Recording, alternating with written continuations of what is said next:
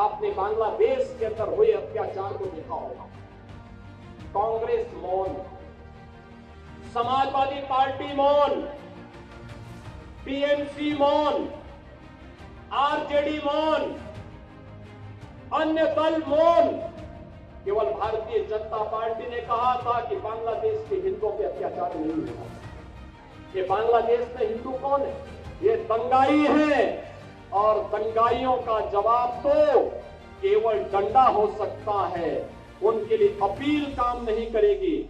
CM योगी का ये बयान उन लोगों को बड़े ध्यान से सुनना चाहिए जो दंगा, हिंसा और अराजकता करके शांति व्यवस्था को चुनौती देते हैं।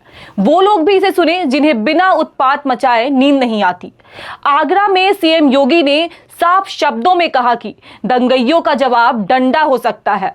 उनसे अपील करना बेईमानी होगी। ऐसे लोगों से सख्ती से निपटना चाहिए, अपील नहीं करना चाहिए। दरअसल पश्चिम बंगाल में वक्फ कानून का विरोध हो रहा है। इनमें हिंसा का दौर चल रहा है, जिस पर सीएम योगी ने कहा कि पिछले एक सप्ताह से आप पश्चिम बंगाल का नजारा देख रहे होंगे। वहां गरीबों और दलितों को दंगा का शिकार बनाया जा रहा है। इस पर विपक्ष की तमाम पार्टियां मौन है। यहां तक पश्चिम बंगाल में सीएम ममता दीदी को ये दंगाई शांति दूत दिखाई पड़ रहे हैं, लेकिन दंगाइयों का जवाब सिर्फ डंडा हो सकता है। ये शांति दूत नहीं, ये दंगाई है, और दंगाइयों का जवाब तो केवल डंडा हो सकता है।